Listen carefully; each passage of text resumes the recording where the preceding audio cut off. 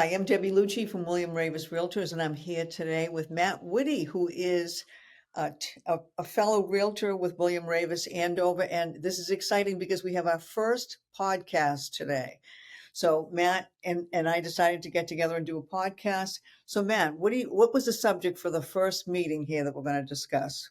Yeah, very good. Good intro. I think we should talk about offer deadlines because it's a hot topic, and I know the last few years have been over the top with the market and everything in between. So I know Debbie and I love real estate so much. We're gonna have to keep this under 8 hours. So because this is a big topic, and I know primarily we're a listing agent.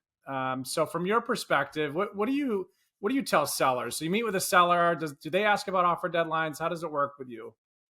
So I really think it's good to set the expectation ahead of time when you're talking to a seller. So um, I sit down with them because I think when you make a decision, you should stick to it. So, and I think you should have the conversation ahead of time. So when I sit down with my sellers, I say, look, we can either accept offers as they come in, because usually like we list property like on a Wednesday, we start showing like on a Thursday or Friday. And if we're going to put a deadline on offers, it's typically something like a Monday at 3 o'clock, make them good till Tuesday at noon.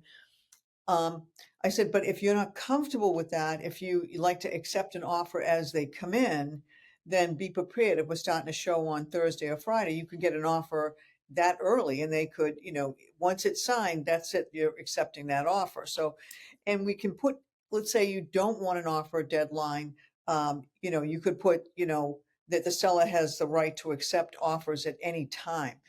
So, but what I don't think is a good idea is to say you have an offer deadline on Monday and then accept an offer the previous Friday. Everybody gets upset. Everybody gets mad.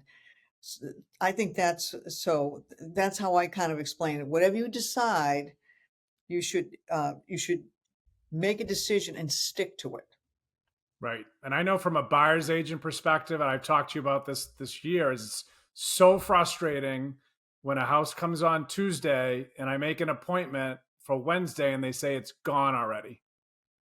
Right. So that happens if you have no deadline, right? You Right. just accept offers as they come in. And so in the olden days when I first started, 1998, okay, what we used to typically happen was we used to start the showings at the open house on Sunday, 1 o'clock. Open house used to run till 3, and then they used to accept offers right afterwards. So you used to have a flooded open house. These poor buyers had to make a decision right then and there. And inevitably by Monday morning, you'd have buyer's remorse, right? Right. So that's why I think the offer deadline is a really good thing, is because, I say to my sellers, look, you don't want any buyer's remorse. It covers the people that want to go away for the weekend. They can see it Thursday, Friday. They can come back Monday. If they're working during the week, they can see it during the weekend. They can bring their mother by. They can bring their father by. They can get everybody's opinion. So when they make an offer, they've had time to think about it. That's what I think is really the good thing. But Yeah, that makes a lot of sense. And think about this for a minute. So if let's say you had a listing that, and I'm sure you've dealt with this before, if you had a listing that's $1 million and and you have an offer deadline, we'll say Tuesday the following week. So we're on market Wednesday, the following Tuesday is the offer deadline. And you get this, what appears to be this amazing offer. Can you think of a scenario where a house that maybe was listed had this huge offer and your seller was feeling the pressure to take it, even though there was an offer deadline? absolutely. I know there's a few scenarios that I've run by during the course, and that's why, like, really now I'm very, very adamant to say, if you're going to put a deadline in place, you should really honor it. Okay, so I can give you the perfect example. It wasn't $1 million house, but it was sort of like when deadlines first started a little bit. And I remember I had a seller, it was a condo here in Andover, and deadline was Monday, started showing on a Friday. And this agent came in, and one of my favorite agents actually came in and wrote this offer, and he was pushing me and pushing me. And what happened is, he had no finance contingency. So that was something that was extremely appealing to that seller, because one of her previous real estate experiences, she had gotten screwed out of that. So the fact that there was no financing was like, that's all I want. I don't care. This is what I want. So then what happened is we had the deadline, and there was another agent that I knew. Actually, he recently moved out of William Ravis, went to another office, and his client was looking at the house, and it went. I went through different agents. I said, "Look, I've got an offer here that she's going to respond to." And what happened is this agent did not respond quickly enough. He was selling another house, and I think he was focused more on that instead of this particular buyer. So then what happened is the buyer was really livid that they lost out. They thought they had to respond by Monday. And the agent got upset and the buyer got upset, and they called the office, and then they called my old boss a long time ago. So that's why I'm very adamant about, if you say you're going to do this, you should do the right thing and stick by it. And I know some sellers have a hard time because sometimes agents come in on that Friday afternoon and try to force Hmm. the seller's hand. Like we had one just recently, for example. One of my team members, Mackenzie, came up to me and she said, I get this perfect offer. It's exactly really what this seller wants. I mean, it's cash, it's no home inspection, the whole thing. And I said, well, is there an offer deadline in play? And she said, yes. And I said, then you should tell that seller that they should stick to it. And to be honest, the seller ended up with $25,000 more by waiting. Right. Okay, Right. so That's the scary part. I think the seller isn't used to, that we might be more yes, desensitized to, because they'll right, because say, they're I don't know if afraid you, that that buyer's gonna walk away. yeah, exactly. And so I don't know what you say, but if they say, what happens if the buyer walks away and doesn't come back at the offer deadline? I say they were likely going to cause trouble at some point anyway, and we're probably Yes, lucky they went away. yep, yep. If they really don't wait, they don't really want it. That's what Right. I say to them. So, but I think that that's why it's important to have that conversation from the very, very beginning. And let's face it, Matt, no one's 100% happy all the time. There's always Right. somebody that, I want to take the offer. No, it's too long. No, it's too short. So, Right. but I just found like, and I started an offer deadline many, many years ago. And I think how I started it was I had this house out in Weston Andover, and there was no comps for it, none. I mean, and the seller was absolutely great to deal with. And I said to her, I think 689. I said, but I may be a little low, not really sure. I think 689 is the price. And, we kind of both agreed on that. And so Mm. I was like, all right, let's let it play out. We'll put it at 689, but let's push the deadline out. And this is the first time I had a deadline on a house. Mm. Let's push it out to after the weekend. That way, if we left a little money on the table, we'll make sure we recoup it. And inevitably on Friday afternoon, one of the agents comes in. She's got a full price offer, 689. And I said, geez, it says in MLS we're going to wait till Tuesday. And inevitably on Tuesday, that thing bid up way and up above. But if we had taken that offer on Friday, she would have Right. left all that money on the table. So, Right. you know, I like them because the buyer has a chance to think about it. And I also like them because the seller, really has given everybody an opportunity to test that market. Everybody's had a chance to see it. So, I Yeah. know a lot of times, what do your buyers think of it now? When you take a buyer, what do they think? Is it good or When bad? they say there's an offer deadline, Yeah. yes. Well, I often will, if they like the property, I'll talk to the agent and say, are you going to take an offer early? Because if you are, we will submit it. And I want to see if they are going to Yes. hold true to it, Right. because I don't Right. want to get fired from the buyer and, Yes. and have them say, you told me we could wait. Right. Exactly. And I know there's some agents that would do that. I don't know if they're doing it because, it's what they do or there's pressure from the seller, but, you know, that's why I think it's important to have that conversation ahead of time. Do your Yeah. buyers like the offer deadline? Saying the buyers don't like anything right now. They don't want competition. They don't want this. They don't want that. But it's they like any other buyer want to lock it up as fast as possible. So I'm not opposed to submitting early. Like we're serious. Here's our offer. And even given the courtesy to the listing agent of the expiration date that they want. You know what I mean? So let's say the offer deadline's Tuesday. Maybe we submit the prior Friday and have the expiration date the following Wednesday. So here's our offer. If you want to take it, fine, so on and so forth. I think if we come in too aggressive and try to pressure them, I'm just not certain that's going to, A, it's going to work. And Right. B, I think it just irritates people. Yeah, it does. It does. The way you present right out of the gate has definitely an impact on how that seller feels about, those buyers and things like that. So if you come out of the gate, but you kind of give them what they want, I've heard sellers say, well, geez, they didn't have to think twice. I must really want this house. And they take that into consideration, you know? Right. And it depends too how long the person's been in the house. Because I think the numbers are important, but they sometimes want to feel like they're controlling the quality of the person that's moving in. Like we raised all our kids here, Right. and that's fair or unfair. And I know we've gotten rid of those quote unquote love letters to try to eliminate some of that. But if somebody comes in super bullish and aggressive, and it really could set them off. I know. Speaking of love letters, a long time ago when I was dealing with buyers, it was an estate. It was a family of like, I don't know how, like 4 or 5 siblings. And it was this house in North Andover. And my buyers could not go any higher. And the other offer I know was $5,000 more than that. So it was awful. I took a picture of this little girl surrounded by little Easter bunnies. She must have been 2 years old. And I shot it with the offer. And we ended up getting it. So Yeah.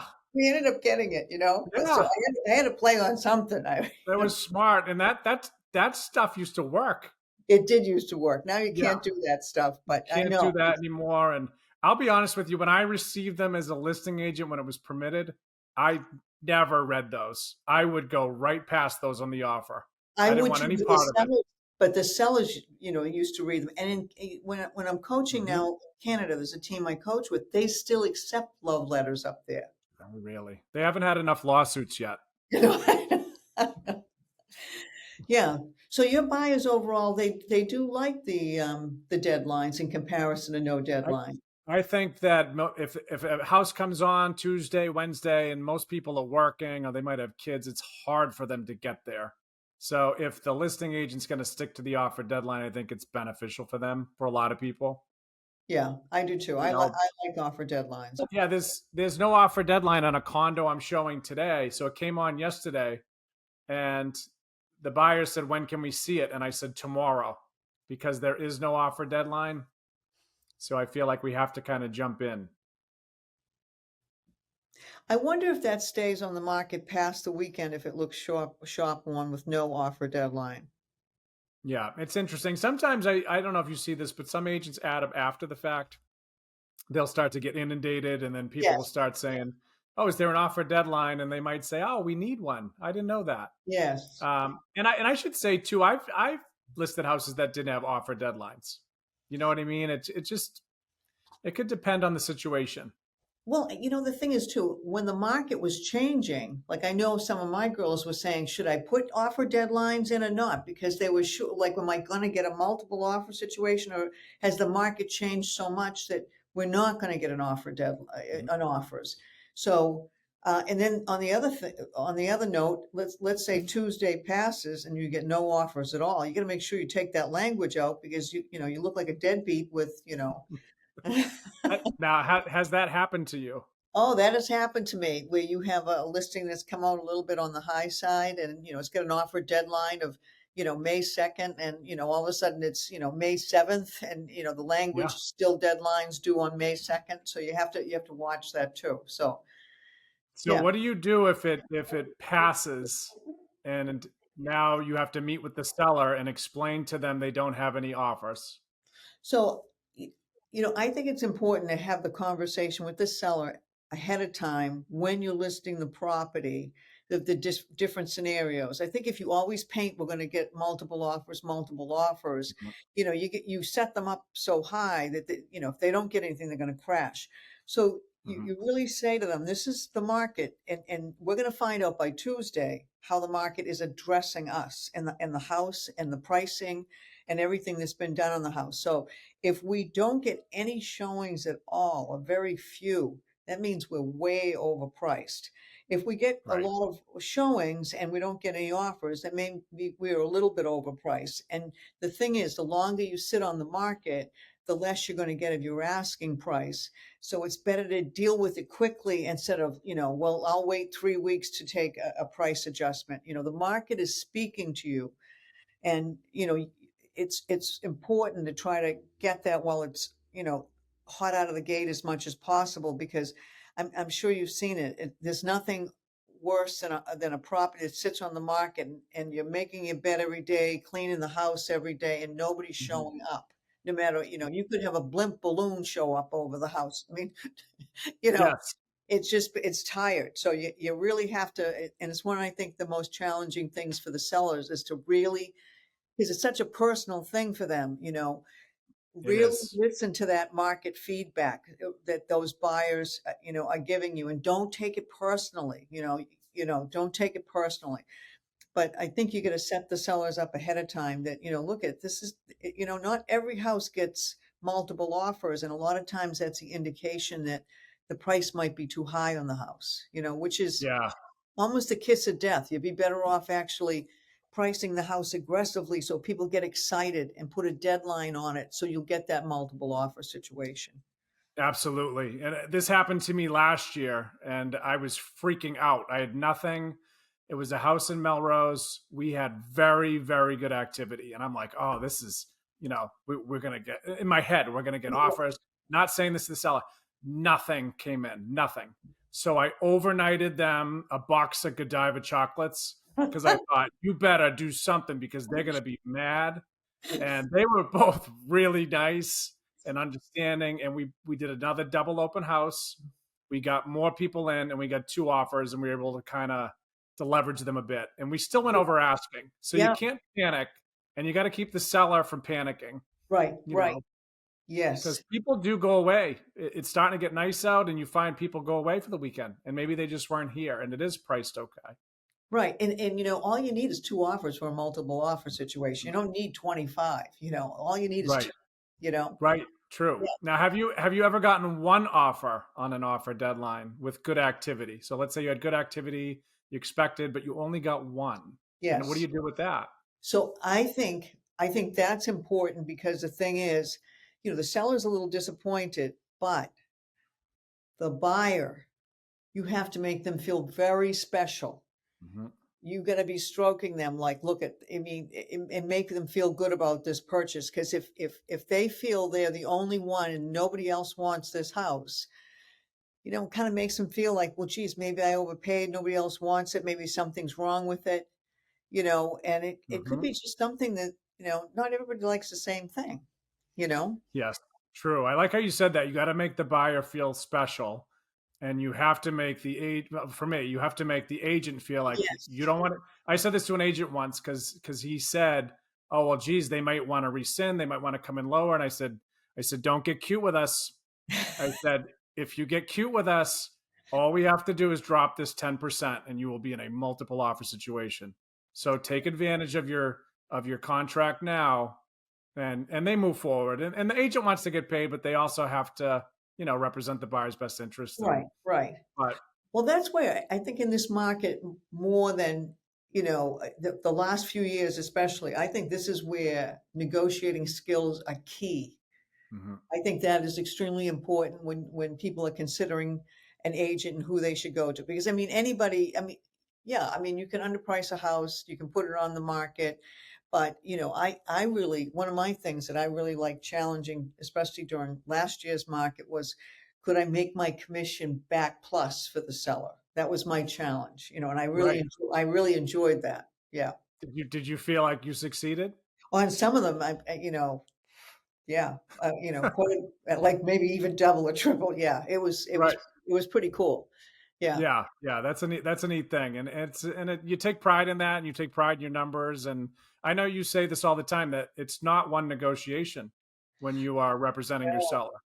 No, you've got negotiation during the offer, during the home inspection, purchase and sale could be, and then what happens if it doesn't appraise? This market is so crazy.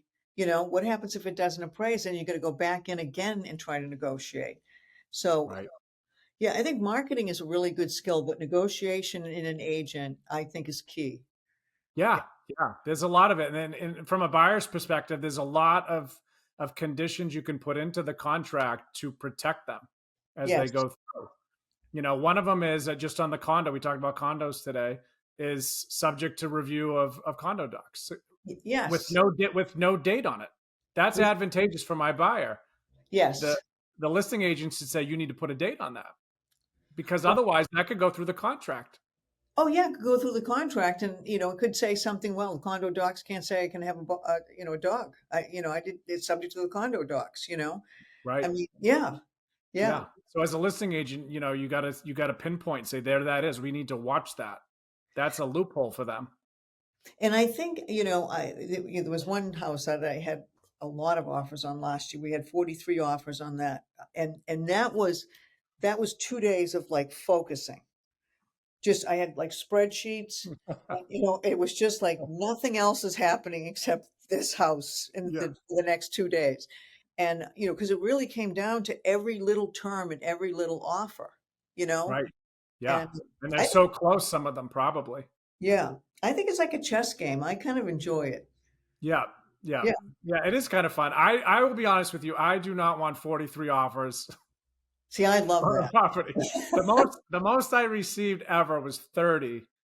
And I said, you know what? That's what you get for missing the mark on the price. So you're going to read these 30 offers and you're going to dissect them. And the seller's so over the moon when that happens. You It know, is. This was, this particular instance was the perfect storm. These sellers came on when there was not a lot of houses on the market. They were the first ones to come out of the gate. They came out in February. Mhm. They came out where the rates were low, the house was looking good, they prepared it inside and out.